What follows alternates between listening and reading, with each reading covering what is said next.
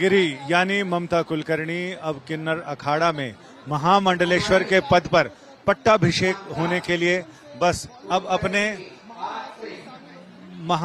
आचार्य महामंडलेश्वर पीठाधीश्वर किन्नर अखाड़े की लक्ष्मी त्रिपाठी जी के साथ अब यमाई ममता नंद गिरी के नाम से जानी जाएंगी और इन्हें पट्टाभिषेक के लिए इन्हें मंच पर लाया जा रहा है। इससे पहले इन्होंने संन्यास की दीक्षा ली। संन्यास की दीक्षा के साथ ही इन्होंने पहले अपने और पुरखों का श्राद्ध किया, पिंडदान किया और अब वो यहाँ पर पंडाल में पहुंचे हैं जहां इनका पट्टाभिषेक किया जा रहा है। गुजरे जमाने की अभिनेत्री ममता कुलकर्णी यानी अब यमाई ममता नंदगिरी यहाँ पहुंच चुकी हैं अपने पट्टाभिषेक के लिए। यहाँ इन्हें 5 गुरु जैसी की परंपरा है, दशनाम सन्यासियों की परंपरा में सन्यास दिलाने के लिए इनको अब सन्यास की ये पूर्ण प्रक्रिया होगी जिसमें उन्हें सन्यास के बाद अब महामंडलेश्वर पद पर अभिषिक्त किया जा रहा है। यानी अब ये यमाई ममता नंदगिरी के नाम से अभिहित होंगी, जानी जाएंगी। इसके लिए यहाँ 5 गुरु हैं।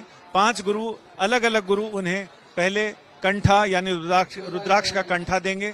इसके साथ ही एक गुरु उन्हें चादर देंगे यानी वो काषाय वस्त्र जो भगवत वस्त्र है।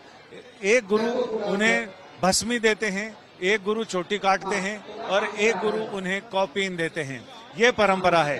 अब ये परंपरा इसका निर्वहन यहाँ पर हो रहा है यानी खुद इस अखाड़े की किन्नर अखाड़े की पीठाधीश्वर महामंडलेश्वर आचार्य महामंडलेश्वर लक्ष्मी त्रिपाठी जी यहाँ इनकी चोटी काटने की रस्म पूरी करेंगे यानी शिखा सूत्र से मुक्ति दिलाने का काम आचार्य महामंडलेश्वर करते हैं। और अब ममता कुलकर्णी यहाँ पर इनके अब शिखा उच्छेदन हो रहा है यानी ये जो सन्यास में परंपरा है कि पीठाधीश्वर अपने अखाड़े में नए सन्यासी की शिखा काटते हैं यानी शिखा सूत्र से उन्हें मुक्ति दिलाते हैं। इसके बाद दूध और शुद्ध गंगा जल से उनका अभिषेक किया जाएगा। ये इनके चेहरे के भाव देखे जा सकते हैं जिनमें जीवन का एक बड़ा मोड़ जब आता है तो आदमी सन्यास की ओर जाता है और सन्यास के ओर जाते हुए अपना और अपने पुरखों का पिंडदान किया है इन्होंने। यानी सन्यासी तभी होता है जब वो अपना भी पिंडदान कर दे। अब इनका पट्टाभिषेक के कार्यक्रम की शुरुआत हो रही है। ये दुग्धाभिषेक हो रहा है। दुग्धाभिषेक वैदिक मंत्रोच्चारण के बीच ये दुग्धाभिषेक हो रहा है। दुग्धाभिषेक के बाद शुद्ध गंगा जल से इनका अभिषेक किया जाएगा और इसके बाद इन्हें भस्मी, हल्दी और ये दिलाई जाएगी।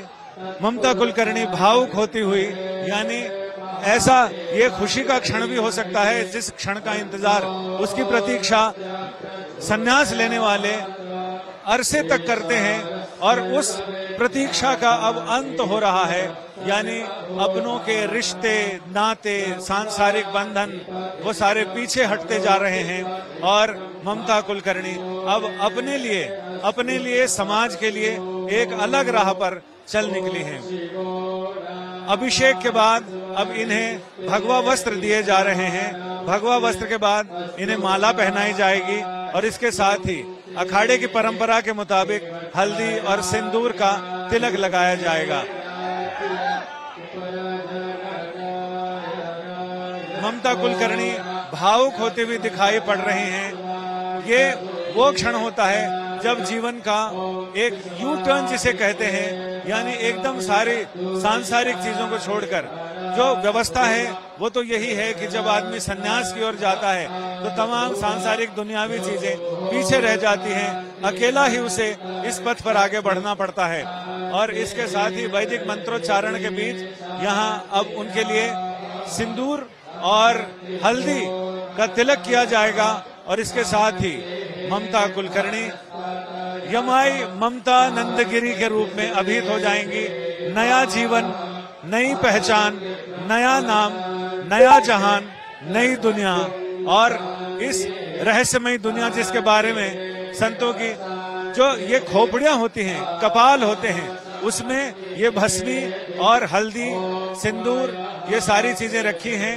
उनके अखाड़े के आचार्य महामंडलेश्वर यानी पीठाधीश्वर लक्ष्मी त्रिपाठी जी उन्हें भस्मी और हल्दी के साथ सिंदूर का लेपन करती हैं और इसके साथ ही अखाड़े में इनके महामंडलेश्वर पद पर अभिषेक पूरा हो जाता है। आशीर्वाद दिए जा रहे हैं। अब इनको ये गुरु यहाँ पर इनको उठाकर आचार्य महामंडलेश्वर के पास ले जाते हैं, तो इनके चेहरे पर जो भाव दिख रहे हैं उसे अलग अलग ढंग से समझा जा सकता है, लेकिन असली जो अनुभूति है वो तो ममता कुलकर्णी की है, जो महामंडलेश्वर यमाई